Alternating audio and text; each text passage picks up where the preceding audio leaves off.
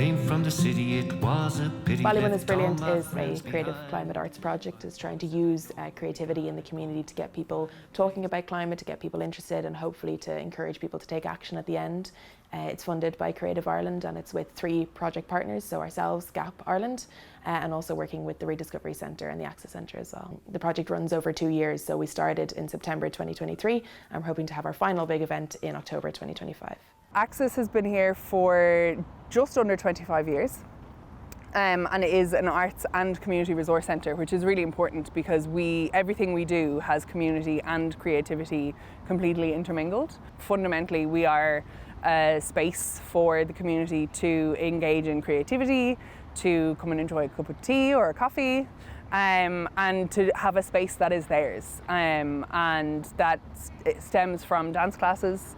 It can be events in the theatre, sometimes it's gallery exhibitions, whatever it is that the community as a creative force wants and needs, we try to deliver. Okay, well, the Rediscovery Centre is Ireland's national centre for the circular economy, and we've been in Ballymun for 20 years. So the main idea of a circular economy is to make waste a thing of the past. And we are based here in the old boiler house that used to heat the Ballymun flats. And instead of being torn down, the building was repurposed to showcase the benefits of paint and textile reuse and furniture and bike repair. And we also share skills within schools and the community.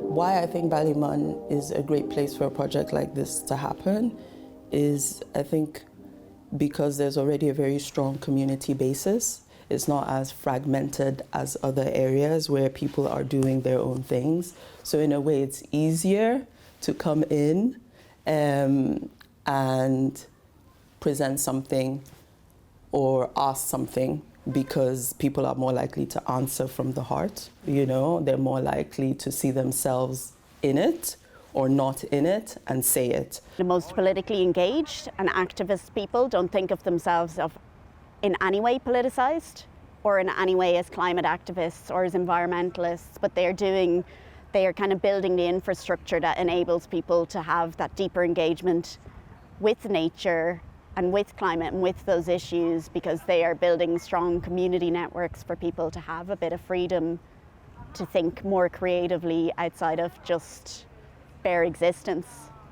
Projects like this, you're literally just coming to a centre you probably already know, like the Access, and engaging with something hands-on with people who are lovely and supportive, and it just sparks things for people, I think, and I think a lot of seeds have been planted. Well, it's that classic rising tides lifts all boats, but also all collaboration makes us stronger, and the more we can partner together, the more embedded our work can be.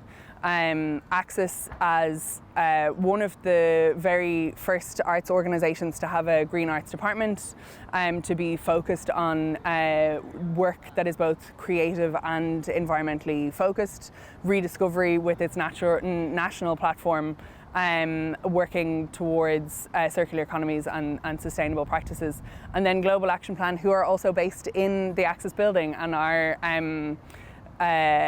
good friends of ours and good partners, but to build that into a 2-year project where we're working in tandem very closely means that our work is embedded, it's stronger, and it also means that as we move into the hopefully next phase of Ballymun is Brilliant and other projects that might come along, that we've developed a really strong working relationship.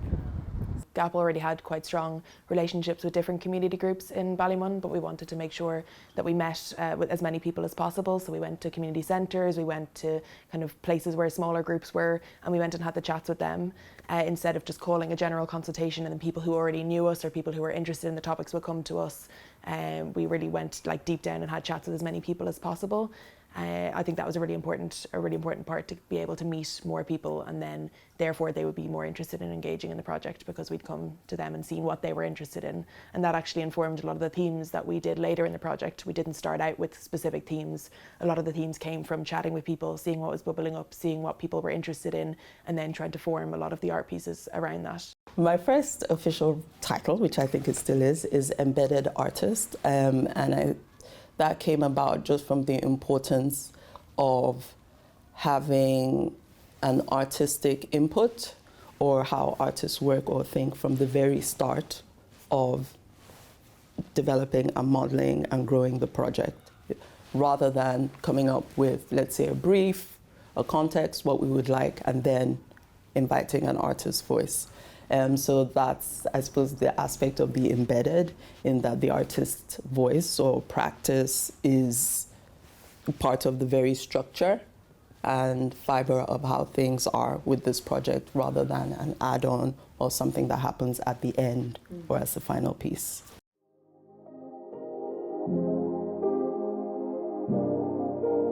Sophie is a print artist, and for Ballymun is Brilliant, she's doing textile print. This ties in with a swap shop project that happens and that is really successful, and so expanding on that idea of circularity in fashion. I applied because I was trolling through the Visual Artist Ireland open call page, and I saw that the open call for the project looking for kind of creative facilitators. And it sounded interesting to me, but I didn't know much about it. So I saw that they were having like a Zoom call with, I think, Abby and Neve, like later on that day. And I had nothing on. So I was like, okay, I may as well join it. You know, I'll listen to it and see what it's about and find out some more. And I really liked how they were approaching things. It seemed a lot more accessible because like I'm not an authority on climate justice or anything like that. So I liked how they were looking for artists to approach this. And I've just finished up with a screen printing project in the Jocus. So I really thought it would be quite interesting to continue on with screen printing on textiles and kind of upcycle clothing in that way.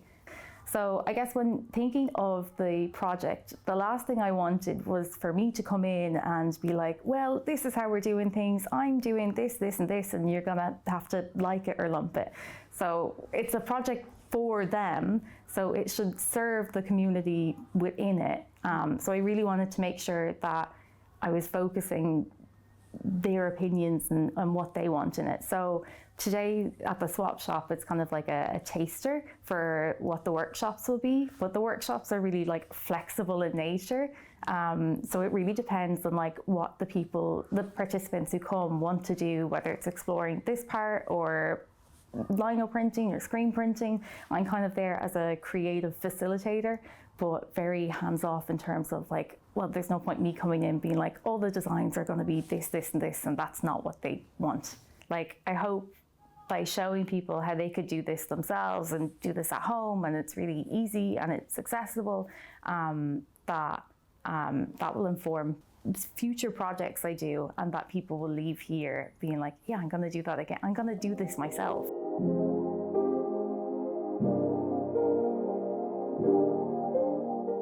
Gabriel from the Walls Project. They are doing a mural, and this mural is coming from workshops and interactions around climate. And this project is exciting because it's one of our, I think it's the only permanent, visible work that we will have in Ballymun after this project. In the very beginning, I met with community, because in the group of community, you can hear many voices. Sometimes it's really hard to put in every single voice on the paper, so why I'm coming and I'm asking questions, including visual language, which help me, like an artist or a different artist, to using non-verbal communication and some aspects putting on the wall. The most important aspect about community was talking about. I was working with 2 classes in the school. I was working with John, who explained me extremely beautiful way a story about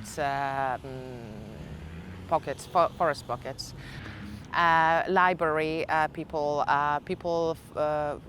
people who actually look after also art, people who look after also tidy towns.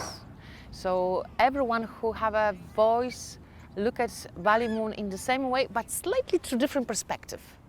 So for me, what's that mean? More shapes and better colors.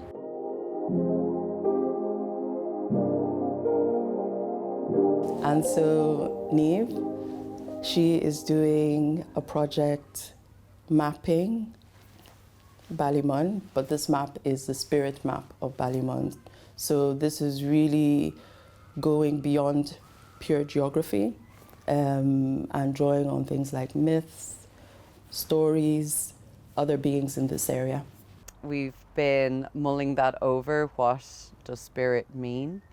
I guess it is quite an intangible thing, and the meaning does kind of shift depending on if you know, beliefs and stuff like that, and what kind of cultures you come from.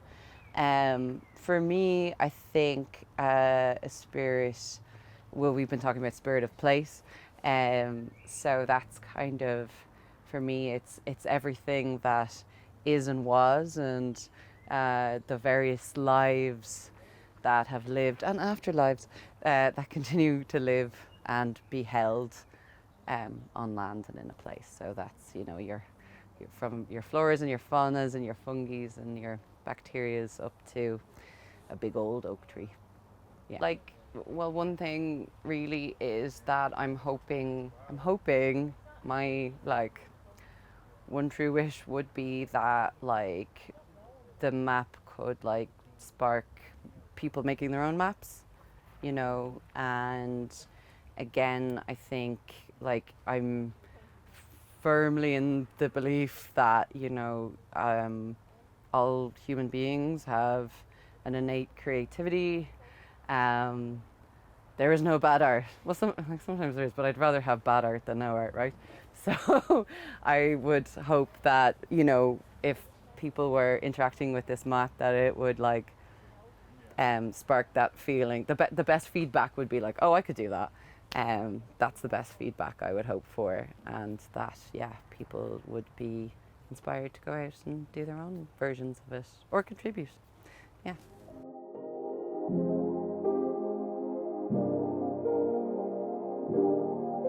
Hi, my name is Brandon Shanahan. I'm a bursary artist in the context of the Ballymun is Brilliant project. Well, there is a thing called the Ballymun Call, and this was mentioned to me by somebody who lived in the flats. The Ballymun Call was really people talking to each other at different levels. So that's reflected in the song. Hey Mary down there on the second floor, you coming up for a cup of tea? I'll be up in a while, by Giant's Mead aisle. Are those lifts still working? So that's sort of an image. The historic image would be highwaymen did abound in the town of the shrubland. Duels were fought and people died. Still we have St. Pappen. A good song will very often resonate emotionally with people. And emotions are not logical. So we get a deeper connection through a good song. And I certainly hope the song for Ballymun, from what I can see and from what I've heard and some of the feedback, it's resonating with a lot of people in Ballymun itself. I came from the city, it was a pity, left all my friends behind. My father said I know, but we gotta go and find a place to Cabbage and live. kraut. Oh, now this one is around food. So their project is really looking at different areas as well as recipes, biodiversity, and all the work and communities that's already happening in Ballymun around community gardens, tidy towns, etc. When I saw the call out, I think I was immediately drawn to it because Maria and myself had a couple of creative projects under our belt already as Cabbage and Kraut, and both of us really were interested in community engagement and climate action and all of these topics. So it was really nice to have this structure for us to learn a little bit more about how to engage with the community and also dig into these kind of topics that we were drawn to in terms of climate action. I think food is such an easy in into a conversation topic that's way too big. So if you say to people climate change, climate action, biodiversity, it's the quickest way to just shut people down and feel that this is nothing to do with anything that's relevant to them in their daily life. But if you talk about bringing people out to sit under a tree, or where's a nice place to eat, or what's a good food memory, that's kind of an instant way of everyone has something to say about that topic. I would say we had the best time at the foraging day that we did. Yeah, it was just a great day, and we ended up doing it in a part of the area that we weren't actually expecting to do it in, but it was actually great because it was right across the road here, and it was great to kind of see people looking at the area in a different way than what they had before, and we had a great laugh.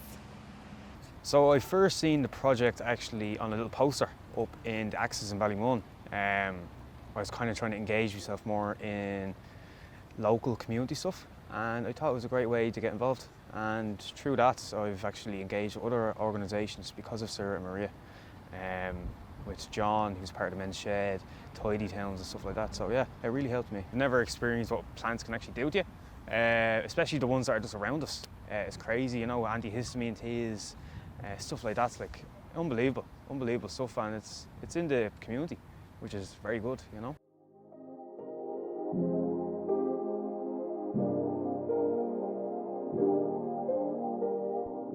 Hi, I'm Ciara Hession, and I'm a face painting artist working alongside Ballymun is Brilliant. This time last year, the guys mentioned the bursary thing, and me and Niamh snowballed an idea for a face painting project. And at the time I had that imposter syndrome and I didn't go ahead with the bursary. I kind of sabotaged it for myself. And then towards the end of the year I felt really ill. And then obviously I was fine after that in January. And then a few months later Niamh rang me and said, oh, that project, would you still be interested in it? And there was just something in me that was kind of like, well, they're going to support me. I should support myself now. This is a sign. So I just said, yeah, I'll do it. But the whole time I had that imposter syndrome, and each time I went over, I had a chat with them on the phone or through emails or just even discuss what ideas I had. They gave me little tiny bits of encouragement in each conversation, or kind of pushed me towards being just a yes man about it and saying, well, how could this go wrong? You know, what have I got to lose in life? So my art's always been on the back burner, and face paint has never been the forefront of it. It's always been just like a little outlet for me to kind of keep myself going. I never even really took it that serious. So this is kind of, I think it's rehabilitating myself back into my creative process by using what I once ignored, if that makes sense. It's kind of full circle from being a really young kid to enjoying it, to using it throughout the years, to never really pursuing it, to now using it as the main topic of a project. So the project in itself was about climate action. So I asked Shauna what Ballymun meant to her, what she thinks of when she's a child, or what she remembers, what stood out to her, and it was the bees in the jar story. So when she brought up the bees in the jar, we both just knew that was it.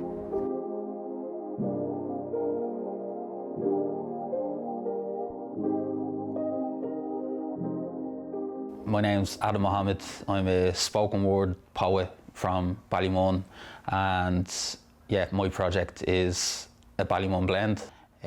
So I suppose it's a collection of poems, short stories, interviews and group discussions, all about kind of life in Ballymun, nature, history, memories. Really what I was trying to do was introduce the ideas of introduce kind of climate issues and introduce the ideas of like social justice in a kind of relatable way, in a way that, you know, the language wasn't too off-putting, and kind of get people's opinions about that. So I suppose the process first was working with kind of doing workshops and calling out for material, whether it was poems or questions. Where people didn't provide any poems, I'd send them like kind of leading questions, and I'd kind of get their answers back. So I was using a lot of different platforms. Like people would be sending me things through email, through Instagram, WhatsApp, and then I'd be doing the in-person workshops in like the youth clubs, with all kind of different groups around Ballymun of all ages. Everybody has a story to tell, but some people want to tell you it, or some people want to write it, or some people want to put it in rhyming. So it was kind of like an eye-opening experience for me, just knowing that there's other ways than kind of sitting down and writing. But it'll definitely serve me going forward, like the fact that I've like interviewed people, and yeah, it was fun, like fun interviewing people. I think you just kind of get to know a different side of them.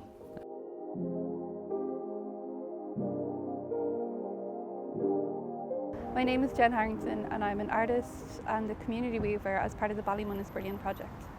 So I've crocheted for a long time, probably since about 2010, and I just taught myself on YouTube and stuff like that. And my art practice before was kind of just doing some mural work and drawing. I really like digital painting and stuff. And then I kind of thought, I just thought a lot of contemporary textile and weaving and knitting and needle lace art was really appealing to me, and I liked the idea that I could try to branch out from 2D into 3D with it. It also, I just think because so many of the themes that you see with crochet are floral and reflect aspects of nature, that there was just a kind of an immediate link there for me. So Plarn is plastic yarn. A lot of people make it by just cutting up bags and then they'll just kind of weave that into a big ball, but I actually learned a technique where you ply it so it ends up twisted and tensile like standard yarn or standard wool. And once I started learning that, it just really sparked something really interesting. And what happened from there for me was my perception of value of something so commonplace changed.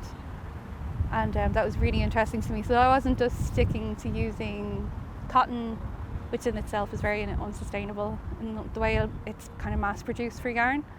But then to go into Plarn, I started picking up bags off the street that I found, and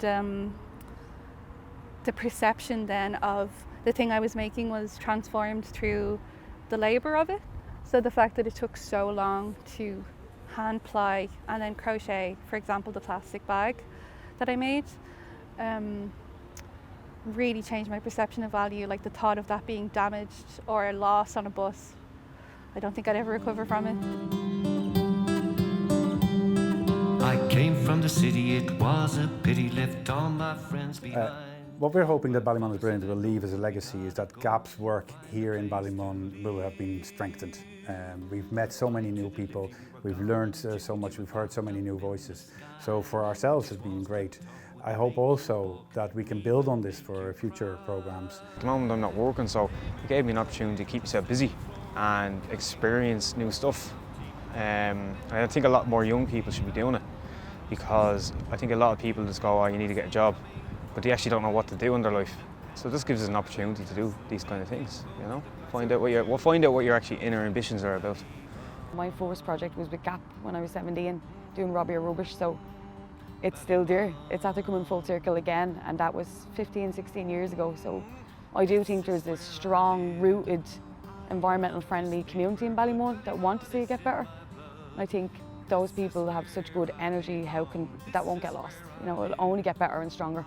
I think the legacy of Ballymun is Brilliant is an appreciation of the beauty and value of everyday things like wildflowers or birds, sharing resources within the community, and also listening to each other. Over a long, long period, this was the first bursary that I ever got. And psychologically that changed an awful lot of things for me. It sort of meant, yes, there is some recognition now that you are actually a singer-songwriter, and what's more, we are giving you a bursary as a result of that. And psychologically that meant a huge difference for me, because now I know that I'm good at what I do. I always felt I could do, and I felt I was good at what I did, but now other people are saying, yes, you are. So I thought that was great. Yeah, what I found is that so many people have found their spark or their seeds, and they've worked on it and formed all these beautiful kind of cross-pollinating relationships that I think that needs to continue. And I think we've only really scratched the surface. of the just seemingly unlimited potential and talent that's here. Amo este barrio, Ballymun este en mí, aquí pertenezco.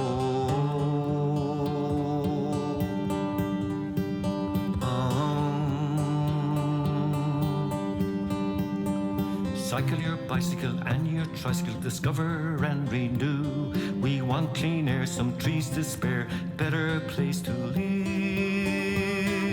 Lords and the gentry came here aplenty, they own this hallowed ground. Barons of scream from the county Meath, yes, it sounds obscene. Highwaymen did abound in the town of Shrubland. Jews were fought and people died, still we have St. Pappen. Dan and his van and the carpet man, Mr. Whippy's ice cream. Make-ups, break-ups and fast cars, part of who we are.